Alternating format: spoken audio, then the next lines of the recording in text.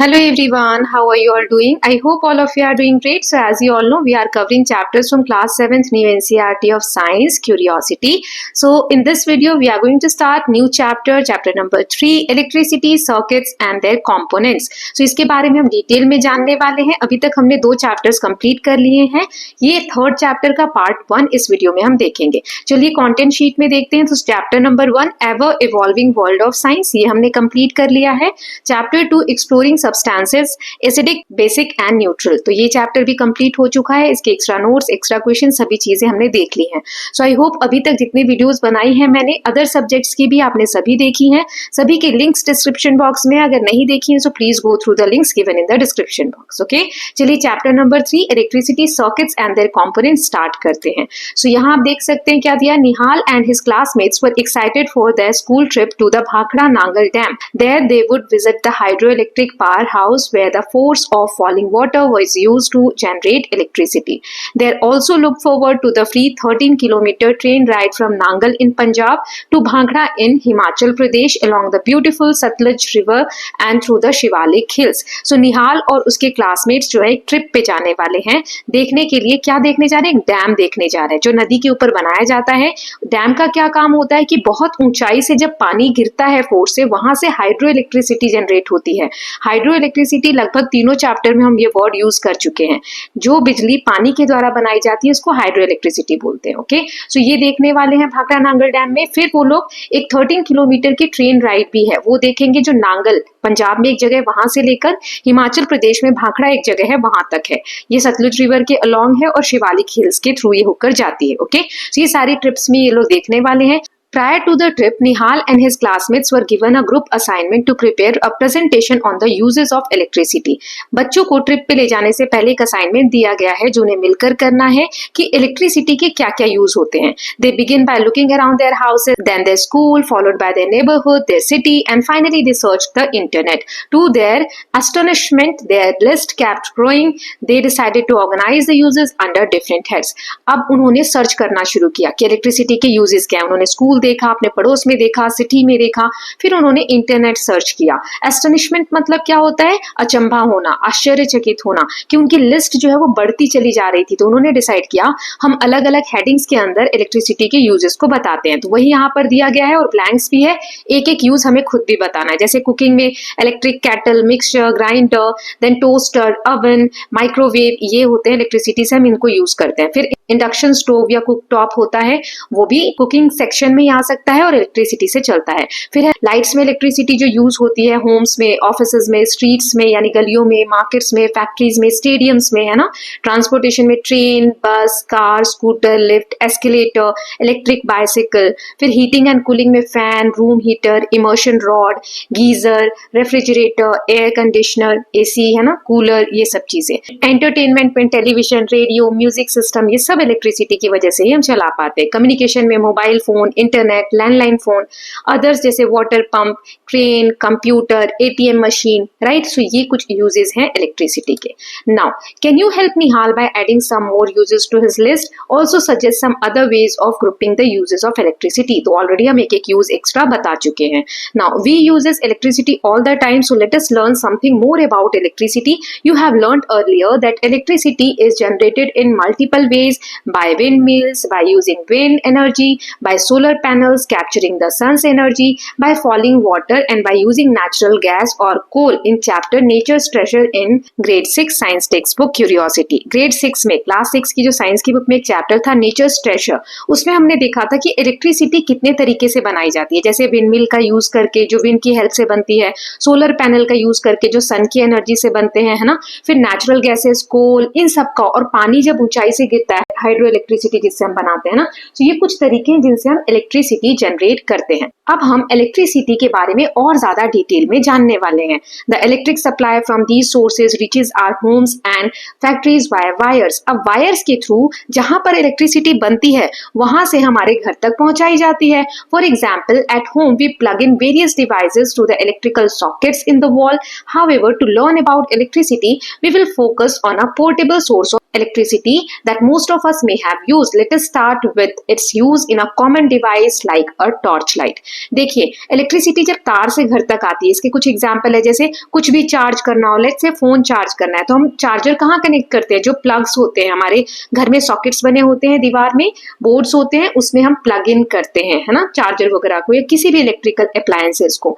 लेकिन यहाँ पर हम डायरेक्ट इलेक्ट्रिसिटी वाली कोई भी चीज यूज नहीं करेंगे। क्वेश्चन में भी दिया गया है कि डायरेक्ट जो इलेक्ट्रिक पोल्स होते हैं, इस पे ये इस तरीके का जो साइन बना होता है, ये डेंजर का साइन होता है। मतलब अगर हम केयरफुली हैंडल ना करें इलेक्ट्रिसिटी से रिलेटेड चीजें तो नुकसान हो सकता है, डेंजरस हो सकता है ना। ऐसा आपको ना घर पे करना है ना स्कूल में करना है। जो पोर्टेबल जनरेटर्स होते हैं, it can also be dangerous. ऐसा नहीं है कि जो पोर्टेबल डिवाइस हम यूज करने वाले, पोर्टेबल मतलब छोटी सी चीज जिसको हम एक जगह से दूसरी जगह तक कैरी कर सके, वो भी नुकसानदेह हो सकती है, वो भी डेंजरस हो सकती है। इसीलिए हम जो भी एक्सपेरिमेंट आगे करेंगे उसमें batteries, cell, torch lights, wall clock, radio, remote, ये सब यूज करेंगे इलेक्ट्रिसिटी के बारे में जानने के लिए। ओके, तो यही यहाँ पर दिया गया है कि इलेक्ट्रिसिटी को हम पोर्टेबल सोर्सेज से समझेंगे। चलिए, तो यहाँ पर टॉर्च लाइट के थ्रू हमें सारी चीजें बताई गई हैं स्टार्टिंग में, तो स्टार्ट करते हैं। और टॉर्च लाइट, इस तरीके की टॉर्च लाइट जो इमेज में देख रहे हैं आप सबने देखी होगी। You might have used a torch light, also called a torch और अ फ्लैश लाइट। इसे हम टॉर्च भी कहते हैं, फ्लैश लाइट भी कहते हैं। Let us explore. Take a torch light similar to the one shown in figure, observe it carefully. Do you notice a lamp and a switch? ऐसी जो एक टॉर्च लाइट होती है, जो इमेज है, इसमें एक स्विच होता है, एक लैंप आगे की तरफ दिया होता है ना। सो इसको आप ऑब्जर्व करिए। Slide it's switch and observe does the torch lamp glow. अभी जो स्विच है इसको आप ऑन ऑफ करेंगे तो एक बार जब ऑन होता है तो लाइट जलती है इसमें लैंप में, और जब बंद होता है तो नहीं जलती है। Now slide the switch back to its original position and observe the torch lamp. तो जो मैंने आपको बताया, स्विच ऑन होने पे लैंप जलेगा और स्विच ऑफ होने पे लैंप नहीं जलेगा। You might have notice that in the first position of switch the torch lamp glows and in the other position lamp does not glow, है ना। वही चालू है तो जलेगा और बंद है तो नहीं जलेगा। Now open the torch light, what do you find inside? Torch light को जब आप ओपन करते हैं तो उसके अंदर आप देखेंगे सेल्स होते हैं, है ना, इलेक्ट्रिक सेल्स होते हैं। Inside the torch light you may find 2 or more electric sales. 2 भी हो सकते हैं, 2 से ज्यादा भी हो सकते हैं, राइट। अब ये बच्चा कह रहा है, why does the torch lamp glow in one position of its switch? ऐसा क्यों होता है कि एक तरफ ही स्विच रहता है तभी टॉर्च लैंप जो है टॉर्च का वो जलता है, और दूसरी तरफ जब हम उसे बंद कर देते हैं तो नहीं जलता है। सो यही चीजें हम समझने वाले हैं। सो ये जो सेल है जिसके बारे में हमने अभी पढ़ा, इलेक्ट्रिक सेल, उसके बारे में आगे दिया हुआ है। A simple electrical circuit. Electrical circuit क्या होता है, कैसे इलेक्ट्रिसिटी वर्क करती है, कैसे सेल से एक बल्ब ग्लो हो जाता है टॉर्च में, वो सब हम टॉर्च वर्क के थ्रू समझेंगे। Now to understand how a torch works, let us first find out about its components. Torch work कैसे करता है उसके बारे में जानने के लिए सबसे पहले टॉर्च के अंदर क्या क्या चीजें होती हैं जिनके थ्रू वो जलता है। कंपोनेंट मतलब किन किन चीजों से मिलकर टॉर्च बना है, उसके बारे में हम जानेंगे। तो इसमें सबसे पहले हम पढ़ने वाले हैं इलेक्ट्रिक सेल के बारे में। इस तरीके का दिखता है, ये इमेज में भी आपको दिया हुआ है। नाउ ऑब्जर्व, एक एक्टिविटी दी गई है, चलिए करते हैं। Take an electric cell, turn it around and look at it carefully. Do you notice a positive sign and negative sign marked on the electric cell? Do you also notice that it has a small protruding metal cap on one side and flat metal disc on other side? ये एक cell का example है। अब इस cell में आप कुछ चीजें ऑब्जर्व करिए। एक तरफ प्लस का साइन होता है जिसे हम पॉजिटिव साइन बोलते हैं, एक तरफ नेगेटिव साइन होता है। नाउ अगर मैं सेल को इस तरीके से रखूं तो पॉजिटिव साइड आप देखेंगे एक इस तरीके का निकला हुआ रहता है, इसे हम मेटल कैप बोलते हैं, और एक तरफ नीचे प्लेन रहता है इस तरीके से, तो इसे हम मेटल डिस्क बोलते हैं। तो पॉजिटिव साइड एक निकला हुआ रहता है उसे हम मेटल कैप बोलते हैं, एक तरफ प्लेन रहता है उसे मेटल डिस्क बोलते हैं। इसके 2 टर्मिनल्स हो गए, मैं आपको ऑलरेडी बता चुकी हूँ, पॉजिटिव साइड पॉजिटिव और negative side negative terminal. Okay, now the metal cap is the positive terminal of the electric cell and metal disc is the negative terminal. So ये सारी चीजें मैंने बता दी। नेगेटिव साइड वाला नेगेटिव टर्मिनल वो disc वाली साइड होती है, पॉजिटिव साइड वाला मेटल कैप होता है उस साइड, और ये पॉजिटिव टर्मिनल होता है। The electric cell is portable source of electrical energy. Electric ये जो सेल है ये पोर्टेबल सोर्स है, इसको हम कहीं से कहीं भी कैरी कर सकते हैं ना, इससे हम इलेक्ट्रिसिटी भी बना सकते हैं। चलिए आगे देखते हैं। अब ये हो गया, हम पढ़ रहे हैं कि टॉर्च में क्या क्या कंपोनेंट्स होते हैं जिसकी वजह से टॉर्च ग्लो करता है, उसके अंदर का बल्ब है ना। तो पहला हमने देखा इलेक्ट्रिक सेल, अब दूसरा है बैटरी। अब सेल और बैटरी ये तो हम सेम ही वर्ड यूज करते हैं, कभी सेल बोलते हैं कभी बैटरी बोलते हैं, तो बैटरी क्या अलग होता है? चलिए जानते हैं इसके बारे में। एक एक्सपेरिमेंट दिया है, तो ये गर्ल कहती है in a torch we generally use more than one cell, are those placed in any particular order? जो टॉर्च में हम सेल डालते हैं उसको हम एक पर्टिकुलर ऑर्डर में डालेंगे तो ही जलेगा क्या, या कैसे भी बैटरी इसको अंदर रख देंगे तो जल जाएगा? उसके बारे में ही ये एक्सपेरिमेंट है। Take a torch which uses two cells, open its cell compartment and take out the cells. आपको एक टॉर्च ओपन करना है, उसमें से जो सेल अंदर डले होते हैं वो दोनों सेल्स या जितने भी सेल्स आपको निकाल लेने हैं। Put the cells back in different order, also try reversing the direction of one cell, then slide the switch and check whether the lamp glows in each case. अब जो सेल जैसे डले हुए थे वैसे ना डालकर अपोजिट डायरेक्शन में डालिए, या किसी भी डायरेक्शन में आप डाल सकते हैं। एक को आप उल्टा कर दीजिए, एक को वैसे ही रहने दीजिए, तब देखिए स्विच ऑन करके क्या जो टॉर्च का बल्ब है वो जल रहा है। Check the order in which the cells were placed in the torch when the lamp glows. So जब टॉर्च में सेल्स रखे हुए थे तो किस ऑर्डर में थे, मतलब एक पर्टिकुलर ऑर्डर में रखने पर ही जो टॉर्च का बल्ब है वो ग्लो होता है। सो यही लिखा है, the lamp glows when the cells are placed in the order as shown in figure 3.3. Notice how the terminals of two cells are connected. The positive terminals of one cell is connected to the negative terminal of the next cell. Such a combination of two or more cells is called battery. So यहीं पर battery का concept आता है। जैसे positive side और negative side ये एक साथ होने चाहिए। जैसे इसमें देखिए यहाँ पॉजिटिव है, नेगेटिव के साथ यहाँ पॉजिटिव वाला साइड रखा है, फिर नेगेटिव, मतलब अपोजिट जो साइड्स हैं वो हम मिलाकर रखते हैं तो फिर एक बैटरी कनेक्ट होती है। मतलब जब सेल्स को एक पर्टिकुलर कॉम्बिनेशन में ऑर्डर में रखा जाता है तो वो बैटरी क्रिएट करती है। सो ये वाला भी हो गया। और दूसरा जो है इसमें देखिए plus minus plus minus plus minus है ना, अपोजिट डायरेक्शन में एक कॉम्बिनेशन में सेल्स को अरेंज किया to form battery. Okay, so I hope battery का concept clear है। Now next देखते हैं, यहाँ दिया है for many devices we may need more than one cell, so we connect two or more cells together as shown in figure 3.3. Connecting more than one cell provides energy to the circuit for a longer time and or more energy. कभी कभी तो ऐसी चीजें होती हैं जो दो battery से ही चल जाती है, लेकिन कभी कभी हमें दो से ज्यादा सेल्स कनेक्ट करने पड़ते हैं, जैसे अभी हमने देखा इमेज में है ना। सो इससे क्या होता है, ज्यादा समय तक एनर्जी प्रोवाइड होती है किसी भी चीज को रन करने के लिए। देन यहाँ एक फैक्ट दिया है, the term battery is also used for a single cell, we use the term battery even for the single cell that powers our mobile phones. अब देखो ऐसा नहीं है कि एक सेल अगर है तो उसको हम बैटरी नहीं बोल सकते हैं ना। जैसे वॉल क्लॉक होती है, सो उसमें अगर हम एक बैटरी लगाते हैं, एक सेल लगाते हैं तभी भी वो चलने लगता है, तो हम उसको बैटरी भी बोल सकते हैं, सेल भी बोल सकते हैं ना। तो ये हमने टॉर्च के कंपोनेंट में सेल के बारे में पढ़ लिया, बैटरी के बारे में। अब हम पढ़ेंगे इलेक्ट्रिक लैम्प, इनकैंडेसेंट लैम्प। अब ये क्या होता है, जो आप टॉर्च में बल्ब देखते हैं उसके बारे में डिटेल में जानेंगे। जैसे ये इमेज आप पहले देख लीजिए, यहाँ पर ये कांच का बल्ब है ना, इसमें एक दो तरफ से थिक वायर होती हैं जो मैंने ब्लू लाइन से ड्रॉ की। इस सब के बारे में आगे लिखा हुआ है, पहले आप समझ लीजिए। तो ये ब्लू कलर की जो दो लाइंस मैंने ड्रॉ की, ये थिक वायर होती हैं। इसके ऊपर एक पतली सी बिल्कुल स्प्रिंग जैसी आप देखेंगे एक वायर होती है, कनेक्ट होती है, जो मेटल की होती है, जिसे हम फिलामेंट बोलते हैं। फिर ये है आपका इंसुलेटर नीचे जो सपोर्ट करता है, देन मेटल का केस है यहाँ पर, और ये इंसुलेटर है, मेटल टिप यहाँ पर आपको नीचे देखने को मिलता है। सो ये सारी चीजें मिलकर एक बल्ब को ग्लो करने में मदद करती हैं। कैसे, तो उसके बारे में आगे दिया है, और ये एक सिंपल डायग्राम है जो बल्ब का हम ड्रॉ करते हैं। ओके, सो ये इमेजेस दिए गए थे। चलिए एक एक्टिविटी दी गई है, लेट अस ऑब्जर्व। ये इनकैंडेसेंट लैम्प जो होते हैं किस तरीके से ग्लो करते हैं, इसके बारे में एक ऑब्जर्व करने की एक्टिविटी है। चलिए पढ़ते हैं।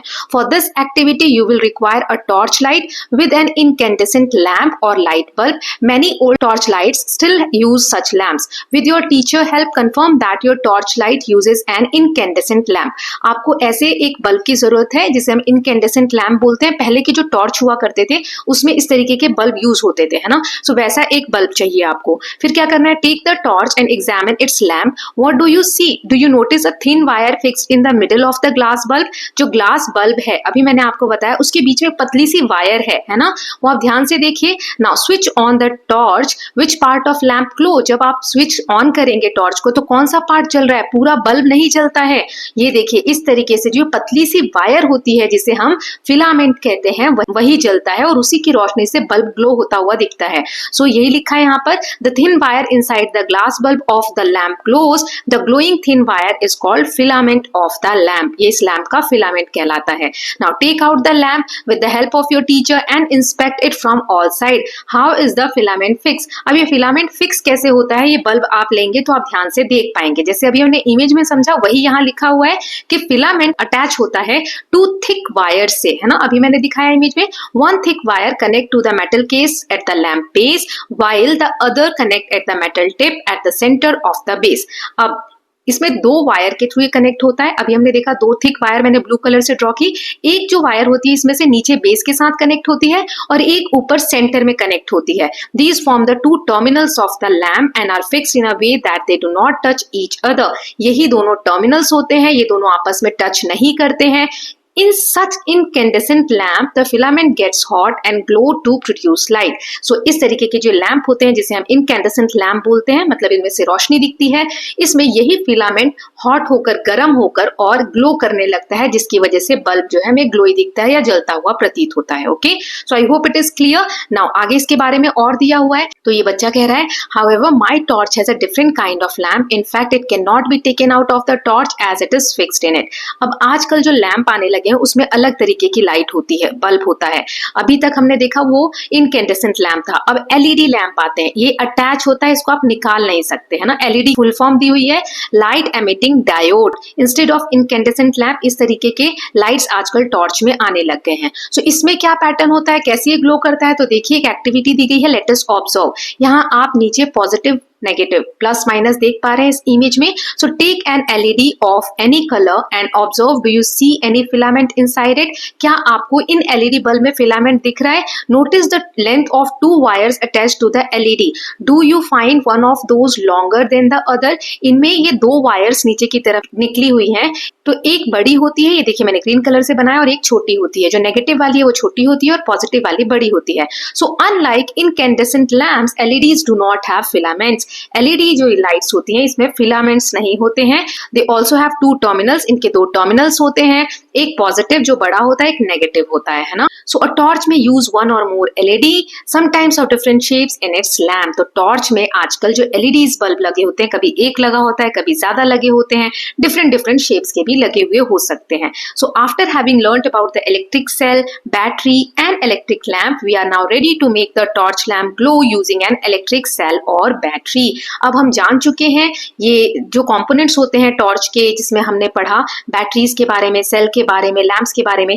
अब हम रेडी हैं कि ये इलेक्ट्रिक सेल और बैटरी का यूज करके हम लैम्प को ग्लो कैसे कर सकते हैं। तो वो आगे एक्टिविटी दी गई है, चलिए देखते हैं। So making an electric lamp glow using an electric cell और बैटरी। चलिए सेल और बैटरी की मदद से कैसे हम लैम्प को ग्लो करते हैं वो यहाँ समझाया गया। लेट अस कंस्ट्रक्ट, बनाना है हमें खुद से एक टॉर्च जैसा ग्लो करता हुआ lamp. So take an electric cell, an incandescent lamp used in a torch, a cell holder, a lamp holder and 4 length of electric wire. आपको 4 टुकड़े वायर के लेने हैं, सेल होल्डर लेना है, एक बल्ब होल्डर और बल्ब लेना है आपको, किसका, जो टॉर्च में यूज होता है। Remove about 1 centimetre of plastic covering from both ends of each wire to expose the metal. Wire को थोड़ा थोड़ा साइड साइड से आपको इस तरीके से रिमूव कर देना है ऊपर की प्लास्टिक की कवर को, ताकि वायर का जो अंदर वाला हिस्सा है, मेटल वाला हिस्सा, वो दिखने लगे।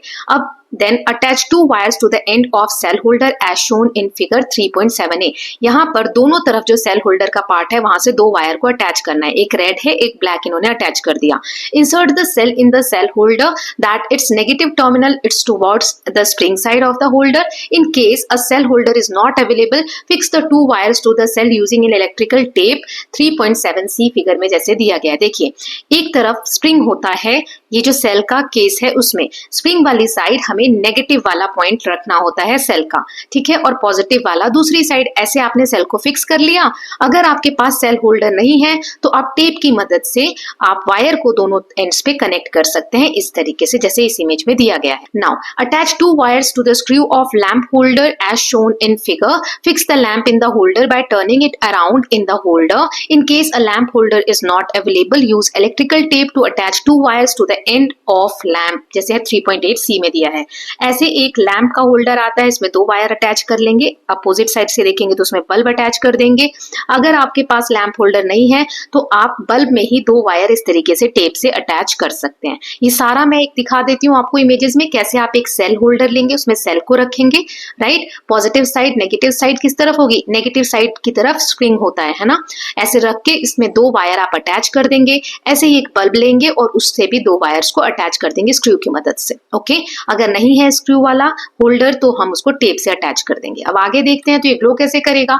Now we are ready to connect the cell to the lamp, make it glow. अब हम इसे कनेक्ट करके ग्लो कर सकते हैं। We will conduct this activity in 2 parts, prediction and observation. Some of the way in which the lamp and cell can be connected are shown in table 3.1. Predict for each arrangement if lamp will glow or not and write your prediction in table 3.1. एक table आगे दिया गया है, पहले हम prediction करेंगे, सोचेंगे कि जल सकता है कि नहीं और वो लिखेंगे प्रिडिक्शन। फिर उसके बाद हम कनेक्ट करके लैम्प और सेल को ऑब्जर्व करेंगे कि क्या वो ग्लो होता है या नहीं, और जो सही आंसर आता है वो आपको लिखना है। ओके, नाउ चलिए अब आगे देखते हैं इस टेबल में। ये इस तरीके से टेबल दिया हुआ है, trying to make the lamp glow, the lamp are not shown glowing in any circuit. यहाँ पर लैम्प ग्लो होता हुआ नहीं दिख रहा है, तो आपको बताना है लैम्प ग्लो होगा कि नहीं होगा। जैसे पहला वाला केस है, इसमें क्या अरेंजमेंट है, तो ये देखिए दोनों वायर इधर भी कनेक्टेड है, दोनों वायर इधर भी कनेक्टेड है। So both wires correctly connected to opposite terminals of cell and lamp. Cell और लैम्प के दोनों वायर्स अच्छे से कनेक्टेड हैं एक दूसरे के साथ, है ना।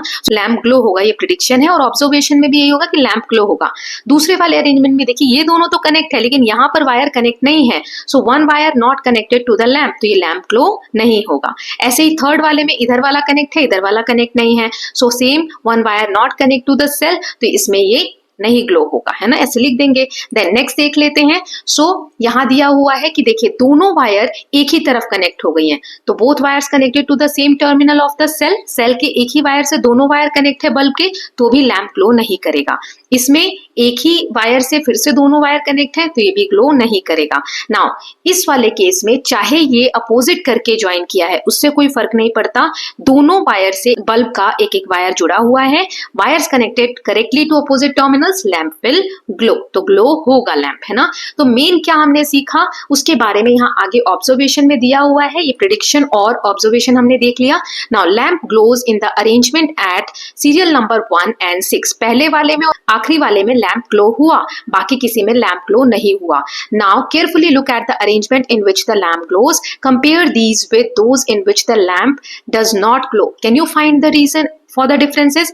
हमें ये जो ऑब्जर्वेशन हमने किया कि किस कंडीशन में लैम्प ग्लो हुआ, किस में नहीं हुआ, इसके पीछे आपको क्या रीजन लगता है, कोई एक पैटर्न दिख रहा है। सो यही यहाँ हमें नेक्स्ट पार्ट में दिया हुआ है, एन इलेक्ट्रिकल सर्किट। ये सर्किट बनता है इस तरीके से, ये देखिए सेल से दोनों वायर, लाइट के दोनों वायर से कनेक्ट होते हैं, तो ये एक क्या बनता है, circuit. The lamp glows when one terminal of the lamp is connected to one terminal of the electric cell and other terminal of the lamp to other terminal of the cell, जैसा यहाँ figure में दिया हुआ है। सो cell के दोनों terminal bulb के दोनों वायर से कनेक्ट होते हैं अलग अलग, तो इसी को हम कहते हैं इलेक्ट्रिकल सर्किट, तभी जाके बल्ब ग्लो करता है। Okay, this setup forms a electric circuit which provide a complete path for electric current to flow through the lamp. The lamp glows only when current passes through the circuit. So ये एक circuit complete होता है, इससे electricity flow होती है, जिसकी वजह से बल्ब ग्लो करता है।